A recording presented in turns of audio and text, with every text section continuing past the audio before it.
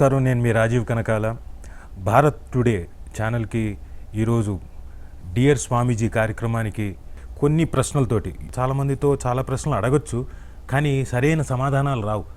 నేనెందుకు ఈరోజు ఉత్సాహంతో వచ్చానంటే, ఎలాంటి క్వశ్చన్ అయినా వేయచ్చు స్వామి గారిని, ఆయన దగ్గర నుంచి సమాధానం వస్తుంది, తెలుసుకుందాం అనే ఉద్దేశంతో కొన్ని ప్రశ్నలు సంధించబోతున్నాను. స్వామీజీ, సందేహాలు వేరు, ప్రశ్నలు వేరా? ప్రశ్న అనంటే మనం ఏదైతే ఇప్పుడు నేను మీతో మాట్లాడుతున్నాను, మాట్లాడిన దాని మీద మీకు కలిగేటువంటిది ప్రశ్న. సందేహము అంటే మన లోపల మన ఆలోచనలు, మన విధానాలపైన మనకు కలిగే ఎన్నో సంశయాలు. దట్స్ కాల్డ్ సందేహం. ఓకే. సో అంటే బయట నుంచి గ్యాదర్ చేసి ఇప్పుడు జస్ట్ ఇంటరాక్షన్ అవుతుంటే ప్రశ్న జవాబు అంటే అక్కడ ఇచ్చేవాడు పుచ్చుకునేవాడు ఉంటుంది. ఓకే. సో సందేహము ఆల్ ద టైం బయట నుంచే దానికి సొల్యూషన్ రానక్కర్ల, పరిష్కారం. ఒక్కోసారి మీ మనసులో కలుగుతుంది సందేహము, వెంటనే దానికి పరిష్కారం కూడా ఒక్కొక్కసారి మీ ఆలోచనలోనే పుడుతుంది. ఇప్పుడు మీరు బోల్డ్ అని ఉపనిషత్తులు, పురాణాలు ఇవన్నీ చదువుకున్నారు కదా, ఇందులో మీకు ఇష్టమైన సబ్జెక్ట్ ఏంటి? జనరల్గా మనం ఏమంటామనంటే చాలా ఉపనిషత్తులు ఉన్నాయని అంటుంటారు.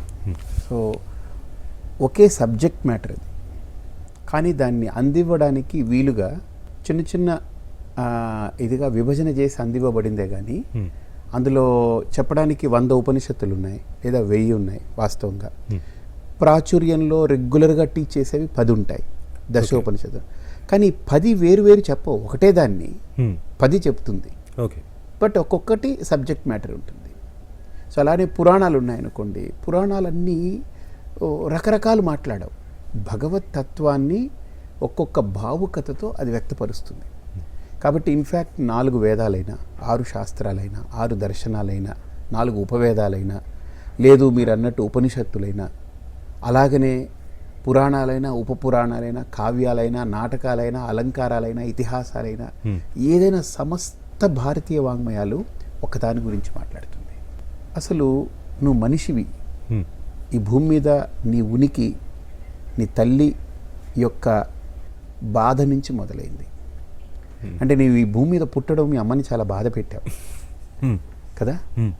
కనీసం పుట్టిన తర్వాత ఎవరిని బాధ పెట్టకుండా ఉండే ప్రయత్నం, జీవితాన్ని జీవించు అన్నట్టు ఇంత గొప్పగా ఏ శాస్త్రం చెప్పింది. అంటే ఇది నా లోపల కలిగిన సందేహం అండి. బట్ ఎప్పటికప్పుడు ప్రయత్నించినా కానీ సమాధానం దొరకట్లేదు. ఇప్పుడు మళ్ళీ క్వశ్చన్ రూపంలో మేము ముందు అసలు నేను అనేది అంటే ఇది పెద్ద బ్రహ్మ పదార్థం, అది ఏంటి సార్, ఈ నేను ఏంటి అంటే ఇది చాలాసార్లు కూర్చున్నప్పుడు చాలా వివిధ రకాలుగా వస్తుంటుంది కదా.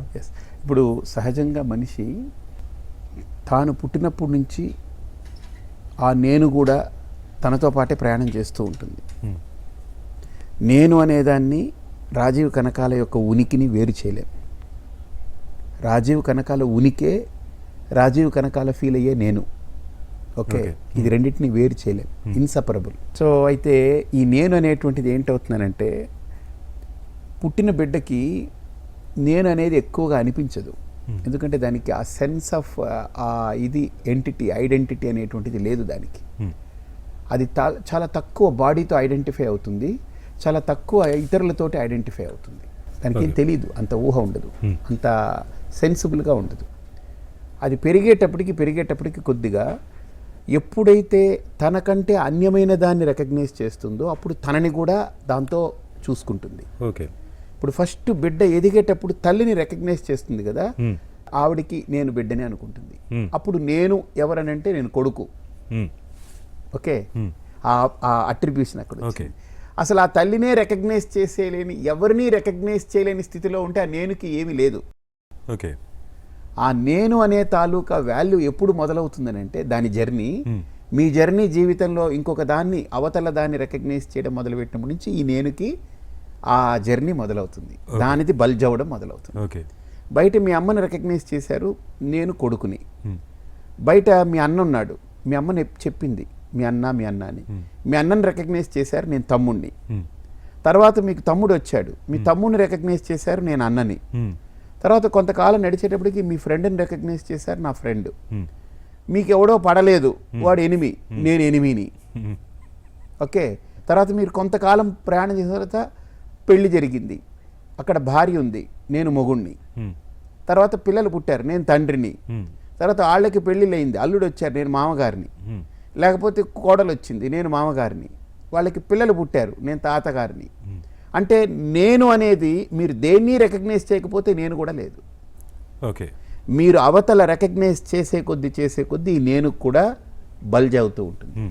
కానీ మన శాస్త్రం ఏముంటుందనంటే, నువ్వు బయట చూసుకుని నువ్వు పెరిగావా,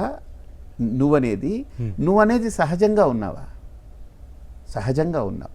కాబట్టి బయట క్యారెక్టర్స్ ఏదైతే రోల్స్ ఉన్నాయో, బయట వేరియస్ క్యారెక్టర్స్, సపోజ్ అమ్మ, భార్య, కొడుకు, కోడలు, మనవడు, ఈ క్యారెక్టర్స్ ఏవైతే బయట ఉన్నాయో మనకు, వాటిని చూసి లోపల నేను అనేది కూడా, నేను తండ్రి, నేను కొడుకుని, నేను నాన్నని, నేను అన్నని అట్రిబ్యూట్ చేసుకునేది పెరుగుతూ ఉంది కదా. దాన్ని టచ్ చేయకు, దాని వెనక్కి వెళ్ళు, అప్పుడు నీ సహజత్వంలోకి వెళ్తావు. ఓకే, ఇప్పుడు ఈ నేను అహం రెండు ఒకటేనండి? అంటే చెప్తాను. అహం అనేది సంస్కృతము, నేను అనేది తెలుగు పదం. Okay, that is the translated version. Okay okay fine. So రెండు ఒకటే. అంటే ఇది అందరూ మామూలుగా అంటారు కదండి, అహంకారాన్ని వదిలేయండి, అహాన్ని వదిలేయండి, నేను అనేదాన్ని వదిలేయండి. నేను అనేదాన్ని వదిలేస్తే ఇప్పుడు నేనేమైపోతాను? How do I? ఇప్పుడు రాజీవ్ కనకాల అనే పేరు తీసేస్తే ఏమని రిలేట్ అవ్వాలి? And me existence, me entity ఏంటి? అలాగని నేను అనేది వదిలేస్తే ఇంక నేనేమిటి? వదిలేసిన తర్వాత ఇప్పుడు ఏం అవ్వడానికి వదిలేయాలి అనే కదా క్వశ్చన్. చాలా బ్యూటిఫుల్ క్వశ్చన్ అది. అహంకారం వేరు, అహం వేరు. అహంకారం అంటే అర్థం ఏంటంటే, నేను అనేటువంటిది అదొక అహం, సింపుల్. అయితే నేను అనేటువంటిది బల్జ్ అవుతుంది ఎప్పుడనంటే అక్కడ ఎదురుగుండా క్యారెక్టర్ని. ఇప్పుడు సపోజ్ భార్య వచ్చింది అనుకోండి, భార్యను చూసినప్పుడు నేను భర్త అనేది వచ్చింది. ఇది కూడా అహంకారం కాదు, అహం పెరిగింది. ఓకే, అహం బల్జ్ అయింది, వ్యక్తమైంది. ఇప్పుడు ఈ భార్య అనే ఒక ఈగో, ఇక్కడ భర్త అనే ఈగో, రెండు ఈగోలు ఇప్పుడు ఇంటరాక్ట్ అవుతున్నాయి. ఈ ఇంటరాక్షన్లో భార్య అనే ఈగో ఏదైనా సరే ఈ నేను భర్త అనే ఈగోని టచ్ చేసినప్పుడు ఇక్కడ నుంచి రియాక్షన్ వస్తుంది చూసారా, దట్ ఈజ్ అహంకారం. ఇంకా ఆ అహం అనేది ఏదో కారం మొదలైంది, అంటే కార్యం. ఓకే, సో అది వ్యక్తమయ్యి అది కార్యరూపం దాలుస్తుంది. ఓకే, ఇంకా అప్పుడు ఏంటంటే నువ్వు అలా మాట్లాడకు అనేది ఒకటి, లేకపోతే నేను చెప్తున్నాను నేను మొగుణ్ణి అని అంటారు. సో ఇటువంటివన్నీ కూడా అహంకారం కింద వస్తుంది. అంటే when you differentiate your self from the other person and you retain your ego entity as such and you perceive the other entity with an ego, then interaction between these two egos will create ahankara in you. Okay. So ego అనే పదం వాడేస్తుంటాము. Ego అనేది అహంకారం ఇంగ్లీష్లో. Okay, నేను అనేదానికి ఇంగ్లీష్లో I. ఈ relation తెలియాలి. Okay, I is different, ego is different. Okay, I అనేది ఏది లేదు, క్లియర్గా ఉంది. బట్ దాంట్లో ఏంటనంటే నేను మొగుడు అనేటువంటిది ఒక అట్రిబ్యూషన్ వచ్చింది. ఎందుకంటే బయట భార్య ఉంది కాబట్టి ఐ రికగ్నైజ్ దట్, నేను ఇంటరాక్ట్ అవ్వాలి. ఇప్పుడు this is also I am husband. చూడండి ఇక్కడ ఏమవుతుందనంటే ఆ భార్య అనే రిలేషను, భర్త అనే రిలేషన్లో భార్య ఈగో భర్త యొక్క ఈగోని టచ్ చేసినప్పుడు అక్కడ ఈగోని టచ్ చేస్తుంది కానీ ఐని టచ్ చేయదు. ఓకే, అర్థమైంది కదా. ఆ ఐ రోల్లోకి వెళ్ళి నేను భర్త అనుకున్న తర్వాత అది టచ్ చేసేదంతా కూడా భర్తని, ఆ భర్త లేస్తుంటా అనమాట అక్కడ. సో ఐ దానికి ఇన్ఎవిటబుల్లీ దానికి ఒక ప్లేట్ అయింది కాబట్టి ఇక్కడ ఏంటనంటే నేను అనే దాంతో ప్రాబ్లంలే. అహంకారము అనేటువంటిది ఏంటంటే ఇంటరాక్షన్ అనమాట. నేను వాళ్ళతో ఇంటరాక్ట్ అయినప్పుడు, వాళ్ళతో రిలేట్ అవుతున్నప్పుడు, వాళ్ళతో ఒక సంబంధం ఏర్పరచుకుంటున్నప్పుడు, నా ఎదురుగుండా తల్లి ఉంటే నేను కొడుకుని, అప్పుడు ఒక్కోసారి తల్లి చాలా ప్రేమగా మాట్లాడుతుంది అనుకో, అబ్బా మా అమ్మ చాలా గొప్పది అనుకుంటుంటా, నా ఈగో సాటిస్ఫై అవుతూ ఉంటుంది. మా అమ్మ ఏదో చెప్పింది నాకు కొద్దిగా ఇరిటేటింగ్గా ఉందనుకోండి, ఏంటమ్మా నువ్వు ఎప్పుడు ఇలాగా నా బుర్ర తినేస్తుంటావు అని అక్కడ ఈగో డిస్ప్లీస్గా ఫీల్ అవుతుంది. ఓకే, అంటే నా అహంకారం నాకు ఎక్కడో I'm not feeling comfort zone అనమాట. సో ఇవన్నీ నేను అండ్ అహంకారం. I ego, the action of I is ego. Okay, okay, action of నేను అనేది అహంకారం. ఓకే, అదనమాట. సో ఆ నేను అనేటువంటి దాన్ని డ్రాప్ చేసేయాలని చాలామంది అంటారు. కొంతమంది ఏంటి అహంకారం వదిలేమని అంటారు. ఈ రెండింటిని ఒక్కసారి ఒక 1 minute మనం చూద్దాం. అహంకారం అనేది ఎప్పుడు రాదండి మనిషికి. అహంకారం అనేది అవతల ఇంకొక అహంకారం వచ్చినప్పుడే ఇక్కడ అహంకారం వస్తుంటుంది. ఓకే. అంటే నేనుగా ఉన్నప్పుడు నాకు ఎవరి మీద అహంకారం చూపించుకోవాలి? నేను సింపుల్గా ఉంటాను. నాకు ఎప్పుడు అహంకారం మొదలవుతుందని అంటే అవతల ఒక భార్య, ఒక తల్లి, ఒక కొడుకో, ఒక కూతురో, ఒక మనవడో, మనవరాలు, ఏదో ఒకటి నాకంటే వేరేనిది నా ఎదురుగుండా వచ్చింది. వచ్చినప్పుడు నేను దాన్ని రికగ్నైజ్ చేస్తాను కదా, ఇది నా చెల్లి, అక్క, తమ్ముడు, కొడుకు, కూతురు అని రికగ్నైజ్ చేస్తాను కదా, అప్పుడు నాలో కూడా సేమ్ ఆపోజిట్ క్యారెక్టర్ నాలో అట్రిబ్యూట్ అవుతుంది. బయట నా కొడుకున్నాడంటే నేను తండ్రిని, ఇప్పుడు నేను తండ్రి అనే రోల్లోకి వస్తాను. ఇప్పుడు తండ్రి అనే రోల్లోకి వచ్చినప్పుడు కొడుకు అని అక్కడ ఉంటాడు కదా, బేసిక్గా ఫీలింగ్ స్క్రిప్ట్ ఏంటనంటే తండ్రి చెప్తుంటాడు, తన కొడుకు వింటుండాలని. ఎప్పుడు ఇబ్బంది వస్తుందనంటే కొడుకు నాన్న అలా కాదు నేను చెప్పింది విను అన్నాడు అనుకో, అప్పుడు వీడికి లేస్తుంది అనమాట, రే నేను తండ్రినే నువ్వు తండ్రివే, నేను చెప్పింది నువ్వు వినాలా, నువ్వు చెప్పింది నేను వినాలా, ఇలాంటివన్నీ వస్తుంటాయి. అంటే ఈ స్క్రిప్ట్ బేస్డ్ రిలేషన్స్ కాబట్టి ఇవన్నీ ఇబ్బందులు వస్తుంటాయి. అందుకనే అహంకారము లేకుండా ప్రవర్తించడం అనేది కుదరదు. కానీ అహంకారాన్ని ఉంచుకొని దాన్ని ఎంతవరకు వాడుకోవాలో అంతవరకు వాడుకోగలగాలి. సపోజ్ ఇప్పుడు కొడుకు అన్నాడు, నాన్న ఈ విషయం నీకు తెలియట్లేదు నాన్న, నేను చెప్తున్నాను విను అన్నాడు అనుకోండి, ఎందుకు అవకాశం ఇవ్వద్దు వాడిని మాట్లాడడానికి. మనం ఒక ఫీలింగ్ ఎలా ఉంటామనంటే తండ్రి అంటే నాకు అన్నీ తెలుసు, నేను చెప్పింది అంటే తెలిసినా తెలియకపోయి నేను తండ్రిని, నేను పెద్దవాడిని, ఇప్పుడు వాల్యూమ్లో నీకంటే పెద్దవాడిని, సో నువ్వు చిన్నవాడివి, బొడ్డోడివి, నా కళ్ళ ముందు పుట్టావరా, నేను పుట్టిస్తే పుట్టావరా అని అనుకుంటాం. కానీ ఇప్పుడు సపోజ్ కొడుకు CA చేశాడు అనుకోండి, చార్టెడ్ అకౌంటెంట్ చేశాడు, ఇప్పుడు తండ్రి మామూలుగా పొలం పని ఏదో చేసుకుంటున్నాడు అనుకోండి, ఒరే నేను నీ తండ్రినిరా, నువ్వు CA అయితే అవ్వచ్చు, నేను చెప్పింది వినని లెక్కల విషయంలో GST గురించి ఈయనేదో చెప్పాడు అనుకోండి, తెలియదు, నేను కొడుకు ఆర్ట్గా ఉంటుంది. సో కొన్ని విషయాలు కొడుకు చెప్పేది కూడా వినడం అలవాటు చేసుకోగలిగితే అక్కడ అహంకారం ఉన్నా దాన్ని హ్యాండిల్ చేస్తున్నట్టు అర్థం.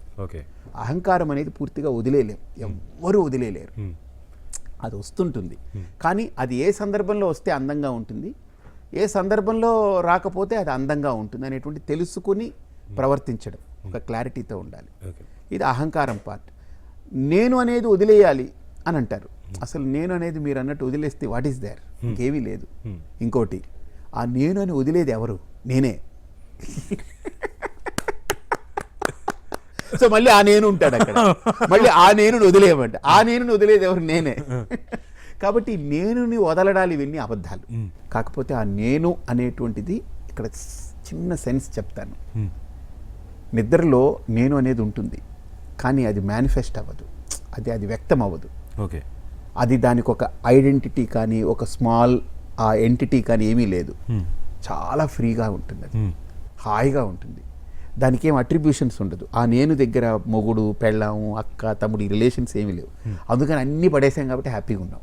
మళ్ళీ ఉదయం లేచేటప్పుడే మీరు బాగా గమనిస్తే ఆ నేను అనేటువంటిది బాగా మేలుకుంటుంది, మేలుకుని ఇవన్నీ తగిలించుకుని ఇంకా బయటికి వెళ్ళి అక్కని, తమ్ముడిని, అన్నని, చెల్లిని, భార్యని, అన్నని, అమ్మని, నాన్నని అందరినీ రికగ్నైజ్ చేసి ఈ రోల్స్ అన్ని తన మీద వేసేసుకుని మనం బిహేవ్ చేస్తూ ఉంటాం.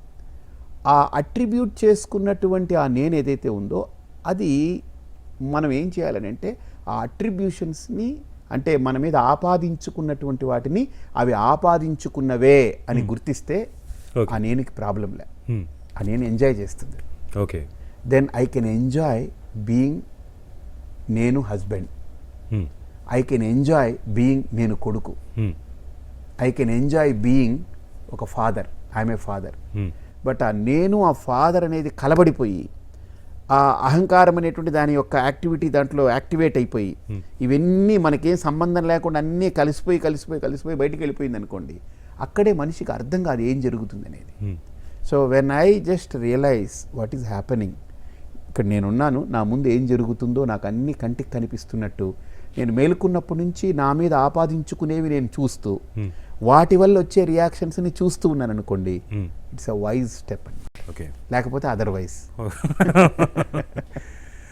ఇప్పుడు ఈ తరం వచ్చేసరికి ఇప్పుడు నాకే తెలియదు ఉపనిషత్తులు అంటే ఏంటో తెలియదు, పురాణాలు అంటే ఏంటో తెలియదు, దాని మీద మళ్ళీ డిబేట్లు, చర్చలు. ఒకళ్ళు ఏదైనా దానికి 10 పురాణాలు ఉన్నాయిగా ఒకే కథకి, మీ దీనికి ఇంకొక రామాయణం, ఇంకో రామాయణం, ఇలాంటివన్నీ వస్తున్నాయి కదా. ఇలాంటి దాంట్లో మనకి ఏదైతే ఉపనిషత్తులు, పురాణాలు ఇవన్నీ ఉన్నాయో దీని మీద క్లారిటీ ఇవ్వాల్సిన అవసరం ఉంది కదా, అంటే బాధ్యత. అది ఎలా చేస్తే బాగుంటుంది అంటారు? అంటే మీ అభిప్రాయం. అంటే బేసిక్గా మనది ఒక్క బుక్ కల్చర్ కాదు, హ్మ్. ఒక్క దేవుడు కల్చర్ కాదు. హ్మ్. మనకు చాయిస్ ఉంది, మనకున్నటువంటి ఫ్రీడమ్. అదే ఎంత సెక్యులర్ భావజాలం హిందుత్వంలో ఉందో. హ్మ్. ఇప్పుడు రాజీవ్ కనకాలకి సపోజ్ రాముడు అంటే ఇష్టం అనుకో, హ్మ్. పరిపూర్ణానంద కృష్ణుడు అంటే ఇష్టం.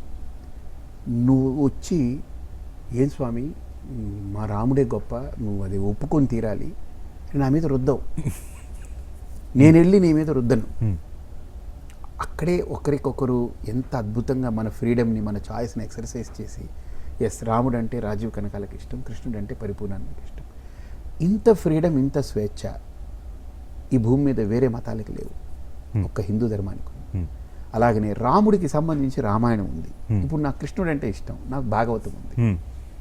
ఇప్పుడు మీరు రెండింటిని కంపేర్ చేసేసి ఈ రెండు దేవుళ్ళు ఎవరో ఒక్కడే చెప్పండి అని ఎందుకు మనకు ఫీలింగ్ ఏంటి?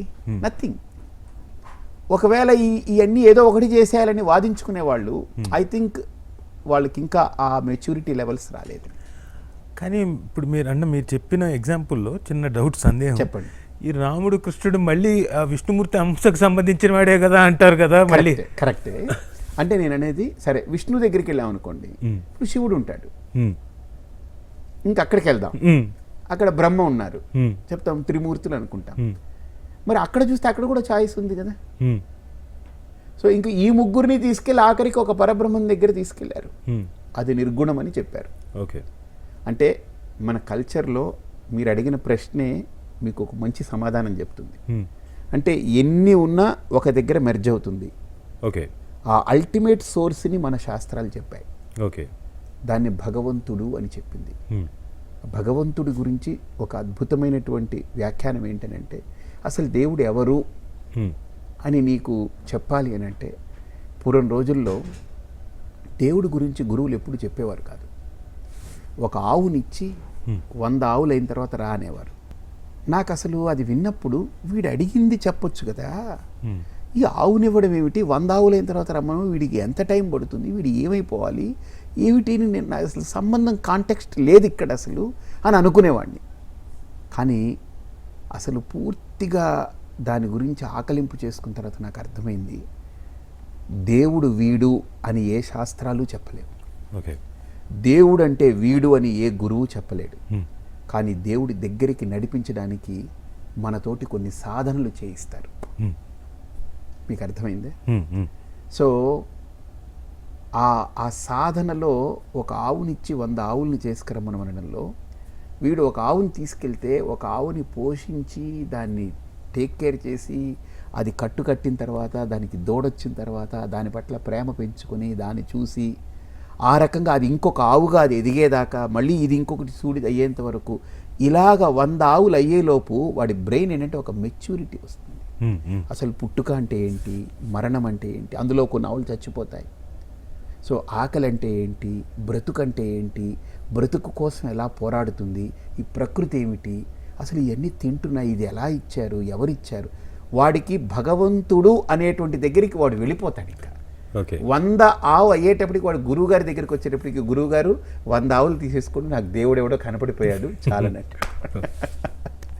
అంటే ఒక మనిషికి భగవంతుడు అనేది రాజీవ్ నాకు అనిపిస్తుంది ఒకడు చెబితే తెలిసేది కాదు, ఒక శాస్త్రం వచ్చి రాస్తే తెలిసేది కాదు. తన లోపల ఆ ఎదుగుదల భగవంతుడి దగ్గరికి చేరుస్తుంది. కానీ ఇది అందరికీ అర్థమవుతుందా? అంటే నేను ఆ వేవ్ లెంత్కి అందరూ రాగలుగుతారా? అంటే ఈ టాస్క్ ఇచ్చారనుకోండి, 100 మందికి ఇస్తే 100 మందికి అంత ఓపిక ఉంటుందా అని. అంటే ఆ రోజుల్లో ఒక ఆవు, ఒక శిష్యుడు, గురువు, ఆ కథ. ఆ రోజు గురువు గారు కూడా ప్రశాంతంగా ఎక్కడో ఒక ఏదో సెలయేరు దగ్గర అడవిలో హాయిగా కూర్చుని ఉన్నారు. ఊహించుకోండి ఒకసారి, ఆ రోజుల్లో అది. కానీ ఈ రోజులు అది కాదు. ఒక మనిషి తాను ప్రిపేర్ అవ్వాలే కానీ లోపల ఆ ప్రిపరేషన్ని గురువు చేయలేడు, ఆ ప్రిపరేషన్ని శాస్త్రం చేయలేడు. ఆ ప్రిపరేషన్కి కావలసిన సులువులు ఇస్తారు గురువు. ఓకే, లైక్ ఇప్పుడు ఎగ్జాంపుల్ మీకు చెప్తాను. కంటి జబ్బు ఉంది, సంథింగ్ ఏదో సైట్ ప్రాబ్లం ఉంది. మీరు డాక్టర్ గారి దగ్గరికి వెళ్ళారంటే మీకు డాక్టర్ ఏం చేస్తారని అంటే, ఆయనే మీకు రాగానే ఇంజక్షన్ వేసేసి ఇవన్నీ చూసి ఇలా చూసాడు ఆయన, మిమ్మల్ని చూడమంటాడు ఆయన.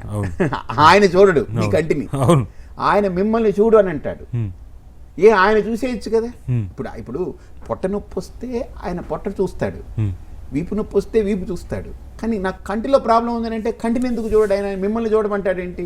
అంటే మీరు చూసే చూపును బట్టి ఆయన మీకు వేయాల్సిన ఏంటో ఆయన అర్థం చేసుకుంటాడు. ఓకే.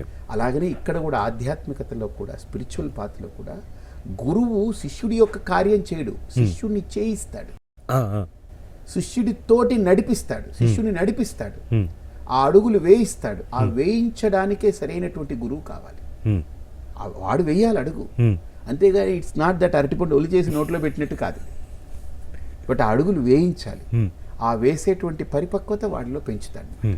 అది కాలానుగుణంగా ఆవు శిష్యుడు గురువు అనే కథ మారచ్చు, కానీ సంథింగ్ ఎల్స్ ఇక్కడ ఈ కాలానికి తగ్గట్టుగా ఇప్పుడు రాజీవ్ నా దగ్గరికి వస్తే నేను ఇచ్చే టాస్క్ ఇంకొకటి, అంటే ఈ కాలానుగుణంగా what you can do easily, I can give that. ఇంకొక 100 సంవత్సరాల తర్వాత అసలు ఇంకా ఈ సమాజం వేరేలా ఉంటుంది. అప్పుడు గురువుకి కావాల్సిన టాస్క్ అప్పుడు ఇవ్వగలగాలి. It's an example what I mean to say. ఒక ఎగ్జాంపుల్ అంటే దేవుడు అనేటువంటిది మన నోటితో చెప్పేది కాదు, అది లోపల తనలో తాను రియలైజ్ అవ్వాల్సినటువంటి, తనలో తాను తెలుసుకోదగ్గది, గ్రహించదగ్గ ఒక అమూల్యమైనటువంటి అనుభూతి. ఆ అనుభూతి దగ్గరకు వీడిని పెంచాలే కానీ అనుభూతిని వీడికి అందించడానికి నేను ప్రయత్నం ఏంటంటే వీడిని పెంచడమే. అంతేగా నేను అనుభూతిని తీసుకొచ్చి వాడికి కుక్కడం కాదు, దేవుడిని తీసుకొచ్చి ఆ బుద్ధిలో పెట్టేయడం కాదు, వీడిని పెంచడమే ఆ స్థాయికి. అలాగే ఇప్పుడు మనకి గుళ్ళు గోపురాలు ఇవన్నీ ఉన్నాయి, ధ్వజస్తంభాలు ఇవన్నీ, ఇది దీని అంటే ఇంపార్టెన్స్ ఏంటి? మనం ఒక దేవాలయానికి వెళ్తున్నప్పుడు ఫస్ట్ ఆఫ్ ఆల్ నా యాటిట్యూడ్లోనే మార్పు వస్తుంది. నేను దేవుడి దగ్గరికి వెళ్తున్నాను, సో నా ఆలోచన కూడా నాలో ఒక సెక్యూర్డ్ ఫీలింగ్, నేను ఒక గుడికి వెళ్తున్నాను, ఎక్కడికి, దేవుడి దగ్గరికి వెళ్తున్నాను. ఇప్పుడు సపోజ్ తిరుపతికి వెళ్తున్నారు అనుకుందాం, తిరుపతిలో వెంకటేశ్వర స్వామిని చూడాలి, రాజీవ్ కనకాల ఒక సింపుల్ బీ వెళ్తా అనుకుంటున్నాడు. వెళ్ళేటప్పటికి మీకు ఏంటంటే ఆ కొండలు, ఆ భగవంతుడు, అక్కడ ఉన్నటువంటి ఘంటారావం, ఆ చెప్పుడు, అక్కడ ప్రసాదము, అక్కడ గోవిందనామము, ఆ వాతావరణం, ఆ ప్రాంగణం అంతా కూడా మీ మనస్సులో ఒక తరంగాల్ని సృష్టిస్తుంది. అది అంటే ఒక మంచిని మనం ఆలోచించినప్పుడు మనలో ఒక మంచి తరంగాలు అనేటువంటివి పుడుతుంటాయి. ఈవెన్ మన బాడీ కూడా ఒక్కోసారి అలా అని జలధరిస్తుంది, ఒక్కోసారి కంప్యూస్ అంటే బాడీ ఆల్సో దానికి ట్యూన్ అవుతుంటుంది, రియాక్ట్ అవుతూ ఉంటుంది. ఏదో ఒక అనుభూతిలోకి వెళ్ళిపోతారు మీరు కదా. ఆ అనుభూతిలోకి మిమ్మల్ని తీసుకెళ్ళడానికి ఆ వాతావరణం, అక్కడ నిత్యము జరిగే మంత్రము ఒక శక్తి, నిత్యము జరిగే ఆరాధన ఒక శక్తి, నిత్యము అక్కడికి లక్షలాది మంది వేలాది మంది భక్తులు వచ్చి గోవింద నమో నారాయణ అని చెప్పే ఆ వాళ్ళ ఆర్తి, తర్వాత నిత్యము అక్కడ జరిగే కైంకర్యాలు, అంటే భక్తులకి భోజనాలు కానీ, యజ్ఞం కానీ, విశేషమైన పూజలు కానీ, ఇవన్నీ. సో ఇవన్నీ కూడా ప్రాంగణంలో ఆ కల్మషం లేకుండా ఉంది కదా, జస్ట్ దేవుడు దేవుడు దేవుడు దేవుడు దేవుడు దేవుడు అనే ఆ ఫీల్ ప్రతి దాంట్లో ఆ వాతావరణం తయారైపోతుంది అక్కడ.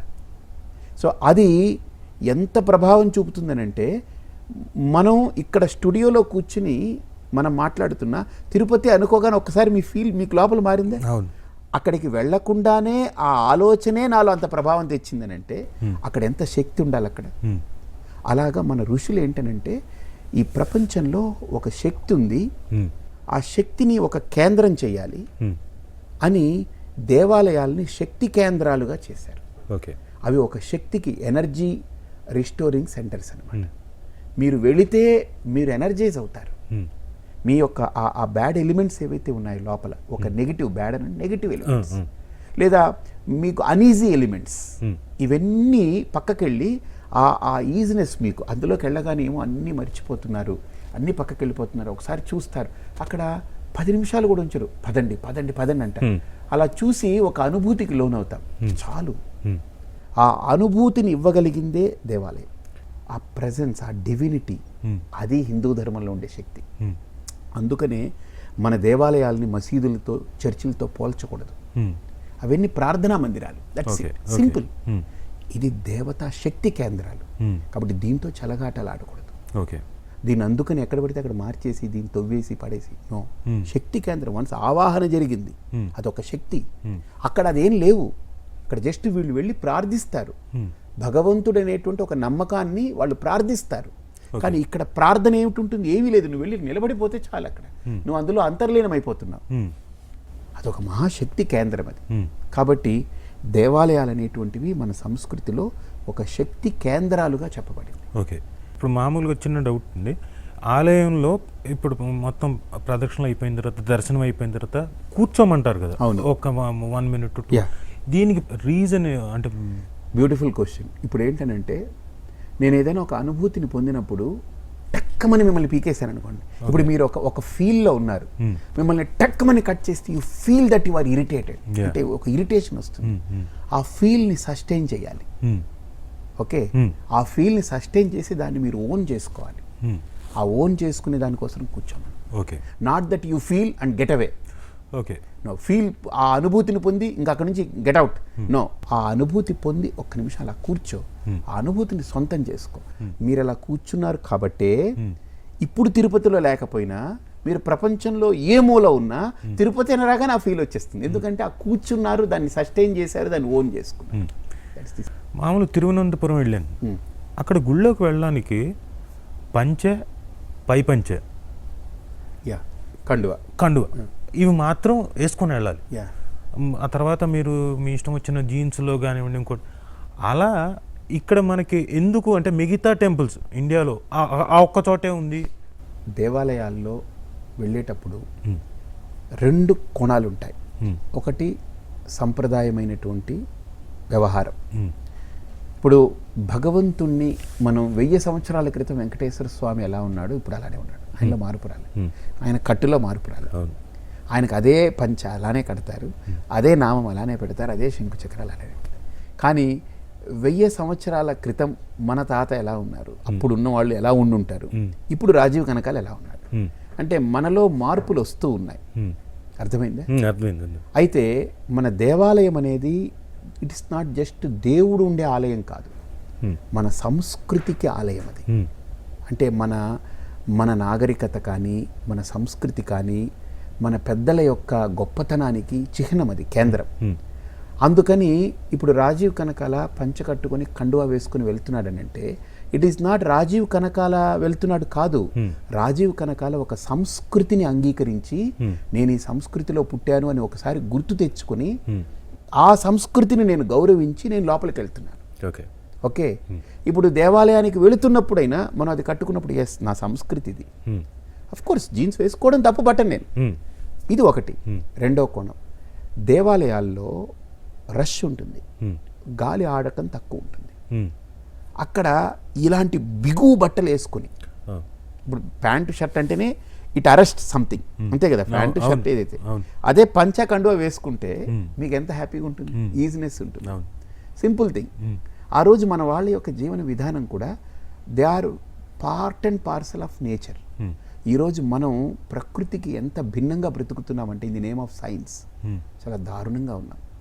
మనకు భూమి మీద నడవట్లేదు, మనం ఇంట్లో నడవడానికి కూడా అది దాని ఏదో చెప్పులు అంటారు దాన్ని, ఆ చెప్పులు వేసుకుంటున్నాం. ఇన్ఫ్యాక్ట్ మనకు నేలకి మనకు స్పర్శ లేదు. మీకు ఏమన్నా మీ ఫీలింగ్స్ ఉన్నాయో లేదో నాకు తెలియదు. చిన్నప్పుడు మేము మట్టిలో విపరీతంగా దొల్లేవాళ్ళం, మీరు ఆడుకున్నారా? అసలు అప్పుడు మనకు మట్టితో కాలు తొక్కేవాళ్ళం కదా, మట్టితో ఆడుకునేవాళ్ళం, చేతులు పెట్టేవాళ్ళం, మనకి ఏ జబ్బులు వచ్చేది కాదు. ఇప్పుడు మీరు అన్ని తీసి ఒకసారి పెట్టండి, కొన్ని రోజులు సమ్ ప్రాబ్లం, ఇరిటేషన్స్ వస్తాయి. అంటే ఎందుకని అలా మారిపోయాం? మనం నేచర్కి మనల్ని మనం విత్డ్రా చేసుకుంటున్నాం. పూర్వం రోజుల్లో ఎక్కడ నీళ్లు తాగినా ఏం ఉండేది కాదు. ఇప్పుడు బిస్లరీ నీళ్లు తప్ప నువ్వు ఏది తాగడానికి లేదు. అంటే సైన్స్ అనేది వచ్చి ఒక రకమైన అడిక్షన్, అంటే నువ్వు ఇది ఇలా ఉంటేనే ఉండగలవు అని మనల్ని దాన్ని అడిక్ట్ చేసేసి అలా చేసి పారేసింది. సో ఇప్పుడు జీన్స్ బట్టలు కూడా ఎంత హానికరమని నేను చెప్పట్లే, మన భారతీయులు చెప్పలే, విదేశాల్లో కొన్ని సైన్సులు పరిశోధన చేసి ఈవెన్ మన మగవాడిలో ఆ కౌంట్స్ తగ్గడానికి కూడా కారణం అంటది. పురుష కణాలు కౌంట్స్ తగ్గడానికి జీన్స్ కారణం. ఎందుకంటే you tight up everything and air movement ఉండదు. ఏమైపోతుందంటే మన యొక్క ఆ వరి బీజాలు ఏవైతే ఉంటాయో అవన్నీ అది ఆర్టిఫిషియల్గా నువ్వు టై చేసేస్తున్నావు, నువ్వు పట్టి దాన్ని బిగించేస్తున్నావు. కాబట్టి పూర్వం రోజుల్లో లంగోటి అని ఉండేది, అసలు దాని కాన్సెప్టే డిఫరెంట్, అసలు అద్భుతంగా ఉండేది. దాని మీద పంచ కట్టేవాళ్ళు హాయిగా. అంటే ఎయిర్ మూమెంట్ అనేది తర్వాత ప్రకృతితో, మనిషి యొక్క శరీరము ప్రకృతితో పుట్టింది, ప్రకృతిలో నుంచి పుట్టింది. దానికి ప్రకృతే దానికి అనువైనటువంటి పదార్థం, అంతే కదా. అవును. సో ఆ ప్రకృతిని మనం వేరు చేసి, నేను ప్రకృతిలో నుంచి పుట్టి నేను ప్రకృతిని వేరు చేసేసి నేను వికృతంగా బతుకుతున్నాను ఈరోజు. మనకు గాలి ఎప్పుడైనా స్వచ్ఛమైన గాలి పీలుస్తున్నామా? పీల్చట్లే. గదంతా బంధించేసుకుని ఏసీ వేసి కూర్చుంటున్నాం. ఓకే, పోనీ ఆ ఏసీలో కొత్త గాలి లోపలికి వచ్చి పాత గాలిని తీసేయట్లే, లోపల ఉన్న గాలినే కండిషన్ చేస్తుంది. అంటే ఇన్ ఏ కైండ్ ఎయిర్ని కండిషన్ చేయట్లే, మనల్ని కండిషన్ చేసి పెట్టి ఆ గాలికి అదే నువ్వు విడిచిపెట్టిన గాలికే నువ్వు ఎలా బతకాలనేటువంటి దాన్ని కండిషన్ చేసిందే కానీ ఎయిర్ని కండిషన్ చేయట్లే. అంటే మనం నేచర్కి దూరంగా బ్రతుకుతున్నాం. దీనికి సైన్స్ అని ప్రత్యక్షంగా అంటున్నా, పరోక్షంగా మనం కూడా అవగాహన చేసుకోకుండా మన పూర్వీకులు ఎలా బ్రతికారో మనకు అర్థం కావట్లేదు. ఇప్పుడు మీరు బొట్టు పెట్టుకుంటున్నారు అంటే మా తరానికి వచ్చేసరికి అంటే కొన్ని కన్స్ట్రైన్మెంట్స్ ఎప్పుడో పండగలకు ఎప్పుడో పెట్టుకోవడం, లేదా దేవుడి దగ్గరికి వెళ్ళినప్పుడు బొట్టు పెట్టుకోవడం అంతవరకు జరుగుతుంది. కానీ ఇదివరకు మగవాళ్ళు కూడా పెట్టుకునేవాడు కంపల్సరీగా. ఇప్పుడు ఆడవాళ్లే పెట్టుకోవట్లేదు, ఏదైనా ఫ్యాషన్ అంటున్నారు. అంటే మామూలు యూజువల్గా అంటే దీనికి రెండు రకాలు వచ్చాయి రాజు. ఒకటి ఏంటంటే చాలామంది పాపం పెట్టుకునే వాళ్ళు స్టిక్కర్లు పెడుతున్నా. నేను అడిగాను ఏంటనంటే ఈ కుంకుమ పెడుతుంటే మొత్తం తినేస్తుందండి అని, అలర్జీ. నేను చాలామందిని చూశాను, వాళ్ళకి మచ్చలు కూడా పడ్డాయి. దాన్ని కూడా కల్తీ చేసి పాడేశారు వ్యాపారం పేరిట. రెండోది ప్రధానమైనది ఏంటంటే అసలు మనకు బొట్టు ఎందుకు పెట్టుకోమన్నారు, దాని వెనక ఏది లేకుండా పెట్టుకోమన్నారు. ఏంటనంటే మనకు మన ముఖము ప్రతి ఒక్కరికి ఒక మనల్ని పరిచయం చేసేది. రెండోది మనం పూర్తిగా ఏది దాచుకోకుండా చూపించగలిగే ఏకైక భాగం ఏదైనా ఉందనంటే మన శరీరంలో ఒక ముఖం. Okay. And face is the index of mind అని అంటారు. అంటే మన మనోభావాలు కూడా చేతుల్లో కాళ్ళల్లో కంటే ముఖ కవలికల్లో బాగా కనిపిస్తాయి. చేతుల్లో కనపడవు. చేతుల్లో కనపడే స్థాయికి వచ్చిందనంటే లోపల ప్రభావాలు చాలా ఉంటాయి. అంటే వాడు చేతులు ఇలా పట్టుకుని ఇలా ఇలా అంటున్నాడనంటే ఇంకా అది చాలా తారాస్థాయికి వెళ్తున్నాడని. లేదు, చిన్న ఇరిటేషన్ ఉందంటే ముఖంలో అలా ఎలా పెడుతుంటాడు వాడు కదా. So face reflects your feelings. Okay. Face అదొక గొప్ప ఇదనమాట, మన భావజాలాల్ని చక్కగా వ్యక్తం చేసేది. కాబట్టి మన ముఖము మనల్ని చూపిస్తుంది. ఆ ముఖానికి భగవంతుడు అన్నీ పెట్టాడు, ఏమి ఇబ్బంది లేకుండా అన్నీ పెట్టాడు కదా. సో మనం శరీరానికి ఎలాగైతే ఒక డ్రెస్ వేసుకుంటున్నామో ఇది దేవుడు పెట్టలే. ఇది ఒక సభ్య సమాజంలో మనం తిరుగుతున్నప్పుడు శరీరాన్ని ఏ రకంగా కప్పుకునేదానికి ఒక ప్యాంటు ఒక షర్ట్ వాడుతున్నాము, నీ ముఖానికి కూడా భగవంతుడు అన్నీ పెట్టాడు కదా. నువ్వు నిత్యము ఆ భగవంతుని ఆరాధన చేసి ఆయనకి నేను కృతజ్ఞుడనై ఉన్నాను అనే ఒక భావుకతకి ఒక బొట్టు, ఓకే, ఒక సంకేతం. రెండోది మన పూర్వీకులు కనిపెట్టినటువంటి ఒక గొప్ప విషయం ఏంటంటే ఒక జానెడుతో మనల్ని కొలత పెట్టుకోవాలి ఎప్పుడైనా. ఒక జానెడు అంటే ఈ బొటన వేలు నుంచి ఈ కొసవేలు వరకు లెక్క పెట్టుకుంటే మనకు మర్మస్థానాలు ఎన్ని ఉన్నాయో మన వాళ్ళు చెప్పారు. ఓకే. మొట్టమొదటి మర్మస్థానం ఇక్కడ, ఈ తల మీద ఇక్కడ ఉంటుంది.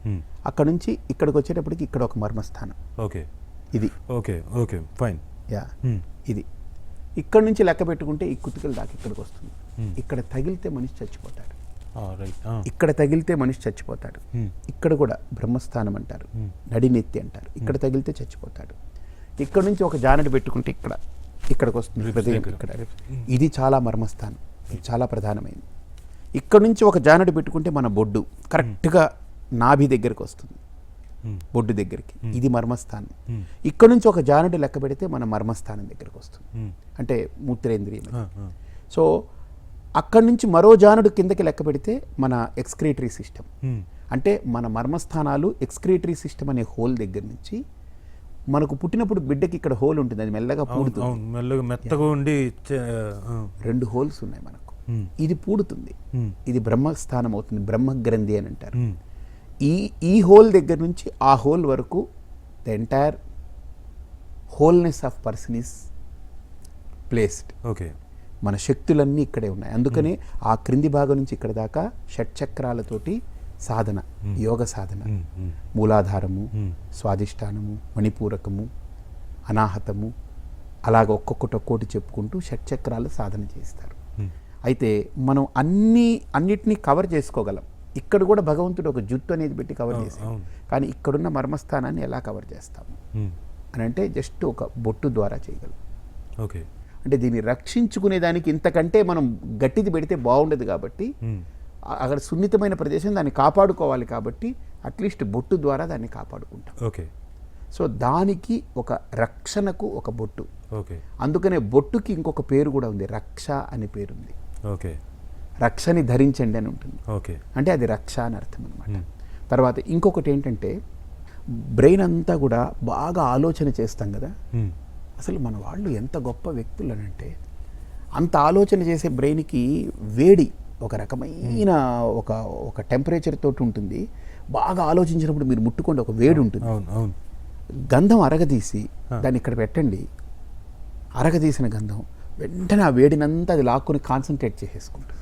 ఓ ఓకే. అది బొట్టుగా మంచి ఒక అలంకారప్రాయంగానే ఉంటుంది. మొత్తం మన టెన్షన్స్ని తీసుకునేదానికి ఒక అద్భుతమైన ఒక పరికరంగా ఉంటుంది.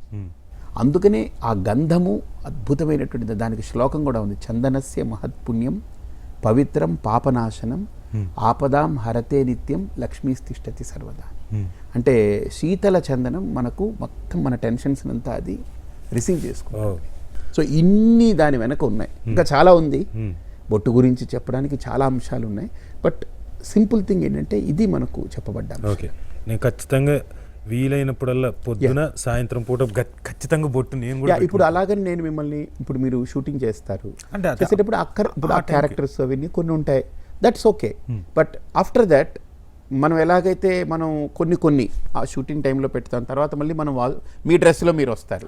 ఇప్పుడు షూటింగ్లో మిమ్మల్ని రాజు డ్రెస్లో వేశారనుకోండి, అది వేసుకుని ఇంటికి వచ్చారు కదా, ఇంపాసిబుల్. వాడు ఒప్పుకోడు, ఇంటికి వచ్చిన వీళ్ళు ఒప్పుకోరు, వీళ్ళు కంగారు పడతారు. ఎవరో ఏమైంది రాజీవ్కి, బాగున్నాడే ఉదయం వెళ్ళే.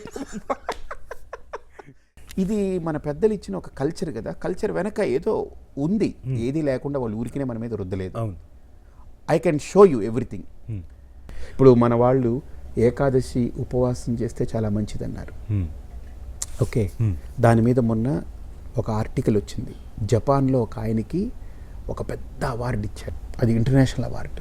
ఆ అవార్డులో ఆయనకి ఎందుకు ఇచ్చారు అని అంటే ఆయన ఫాస్టింగ్ మీద ఆయన హిజ్ ఎక్స్పర్ట్ అనమాట. ఓకే. మనిషి ఫాస్టింగ్ చెయ్యాలి, చెయ్యకపోతే అతను దేనికి ఉపయోగపడడు అని దాని మీద అద్భుతంగా తీసి సబ్మిట్ చేసి దాని మీద ఒక పెద్ద ఇది చేశాడు ఆయన. దాని మీద ఆయనకి ఇచ్చారు ఆ అవార్డు. అది చాలా గొప్ప ప్రెస్టీజియస్ అవార్డు ఆయనకి. అయితే దాంట్లో ఆయన మాట్లాడుతూ ఆయన ఏమన్నారంటే, ఇదేదో నేను కనిపెట్టాను ఈ ఫాస్టింగ్ అని అనుకుంటున్నారు, నాకు ఒక అవార్డు వచ్చింది, ఇది నాది కాదు, ఇది మన ఏన్షియంట్ ఇండియన్ సిస్టమ్ మీద నేను వెళ్ళాను. వాళ్ళు 15 రోజులకు ఒకసారి ఫాస్టింగ్ చేస్తారు, every 15 days. They consider it as Ekadashi. ఆ రోజే ఎందుకు ఫాస్టింగ్ చేయాలని పెట్టారు, అలాగ ఈ క్వార్టర్ అంటే ఈ 15 రోజులకు ఒకసారి ఎందుకు చేయాలన్నారు అనే దాని మీద ఆయన బాగా స్టడీ చేశాను. చంద్రుడిని అనుసరించి మన యొక్క బాడీలో కొన్ని రియాక్షన్స్ ఉంటాయి, సూర్యుని అనుసరించి కొన్ని రియాక్షన్స్ ఉంటాయి.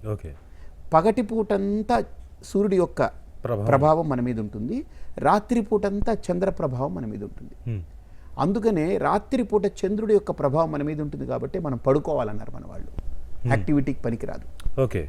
నో యాక్టివిటీ, బికాస్ చంద్ర ప్రభావం యాక్టివిటీకి పనికిరాదు. అది మనల్ని రిస్టోర్ చేసి మనలో ఎనర్జీస్ డెవలప్ చేస్తుంది. ఓకే. ఆ టైంలో నేను యాక్టివ్ అయితే ఆ ఎనర్జీ నాలో క్రియేట్ అవ్వకపోగా నా ఎనర్జీ అంతా లూజ్ అయిపోతున్నాను. So that's why night time యాక్టివ్గా ఉన్న వాళ్ళు చూస్తే వాళ్ళలో ఏదో సమ్ అబ్నార్మాలిటీ ఉంటుంది. ఓకే. అదే రాత్రి పూర్తిగా అన్ని షట్ డౌన్ చేసి పడుకున్న వాళ్ళల్లో ఆ ఎనర్జీ లెవెల్స్ అన్నీ ఆ చంద్రుడి యొక్క కిరణాలతోటి ప్రభావితం అవుతుంటుంది శరీరం. ఓకే. మీరు మార్నింగ్ 4:30 నుంచి సూర్యుడి యొక్క ప్రభావం మొదలైపోతుంది. అంటే సూర్యుడు ఉదయించేది మనకు కనిపించేది 6 అయితే 6కి ముందు నుంచే ప్రాతకాలం ఉంటుంది, దానికి ముందే ఉషకాలం ఉంటుంది. ఓకే. సూర్య ఉదయం అనేది వేరు, సూర్యోదయ కాలం వేరు. ఓకే. దాన్ని ఉదయకాలం అంటారు, ప్రాతకాలం అంటారు, ఉషకాలం అంటారు. ఓకే. అంటే ఉదయం అనంటే సూర్యుడు మనకు కనిపించింది, ప్రాతకాలం ఏంటంటే అలా కనపడకుండా రేఖలు అలాగ బయటకు వచ్చింది. ఉషకాలం అంటే ఇంకా అసలు ఏం కనపడదు, చీకటిగా ఉంటుంది, లైట్గా మనకు పొడుపు కనపడుతుంది, అది ఉషకాలం. అప్పుడు లేవాలి మనిషి. ఓకే. అంటే సూర్యుడి యొక్క ప్రభావము మన యాక్టివిటీకి కావలసిన రీతిలో ఉంటుంది. చంద్రుడు ఏం చేస్తాడనంటే మనం యాక్టివ్గా ఉండాలి కదా, దానికి ఎనర్జీ కావాలి కదా, రాత్రిపూట ఆ ఎనర్జీ అంతా ఇస్తాడు. లైక్ ఫోను ఛార్జింగ్ పెట్టాలి కదా, ఛార్జింగ్ పెట్టినప్పుడు మాట్లాడొద్దు అంటామా, ఛార్జింగ్ పెట్టినప్పుడు వాడొద్దు అంటామా, దాన్ని అలా ఛార్జింగ్ పెట్టి వదిలేయమంటామా? మన పరిస్థితి ఏంటంటే రాత్రిపూట సెల్ని ఛార్జింగ్లో పెట్టి అలా పెట్టేస్తాం, మనం మాత్రం రాత్రంతా యాక్టివ్గా ఉంటాం. మనం ఎప్పుడు ఎనర్జీని డెవలప్ చేసుకోవడం. అందుకని మన ఋషులు నైట్ ఇంకా సూర్యుడు ఆఫ్ అయ్యాడనంటే మీరు ఆఫ్ అవ్వాలి. That's okay. అందుకనే మన ఆహారం కూడా సూర్యుడి అస్తమనం తర్వాత తినొద్దని అంటారు. ఓకే. బిఫోర్ సన్సెట్ కనుక మీరు డిన్నర్ పూర్తి చేస్తే ఎక్సలెంట్ హెల్త్ టిప్ అది. Okay. Beautiful health tip. After sunset no food, you can have liquids to an extent. Okay. అది కూడా మరి హెవీ లిక్విడ్స్ కాదు. దాంట్లో రాత్రి తాగమన్నారని బాదాము పిస్తాలు అవి ఇవి అన్ని నూరేసి దాన్ని హెవీ లిక్విడ్ చేసి దాన్ని తాగారంటే అది అరగదు. ఓకే. అందుకని హ్యావ్ ఏ కౌ మిల్క్, మంచి వామ్ కౌ మిల్క్ తీసుకుంటే అసలు బాడీలో అద్భుతమైన కాల్షియం వస్తుంది, లాక్టిక్ యాసిడ్స్ ఉన్నాయి దాంట్లో. ఓకే. చాలా యాక్టివ్గా ఉంటుంది. సో ఇవన్నీ మన వాళ్ళు చెప్పింది ఊరికినే చెప్పలే. ఆయన ఆ జపనీస్ సైంటిస్ట్ ఆయన ప్రూవ్ చేసి ఆయన అవార్డు తీసుకునేటప్పుడు చెప్పాడు, ఇది నేను చేశాను అని, దీని మీద పరిశోధన చేశాడు. అంటే ఈ ఉపవాసం అనేది 24 గంటలు అండి, లేకపోతే అంటే ఇంత టైం పీరియడ్ ఏమైనా ఉంటుంది? దానికి 3 రకాలుగా ఉన్నాయి ఉపవాసం, according to your health conditions. Okay. ఇప్పుడు సపోజ్ కొంతమందికి షుగర్ ఉంటుంది, డయాబెటిక్ పీపుల్ ఉంటుంది, వాళ్ళు కూడా చేయొచ్చు.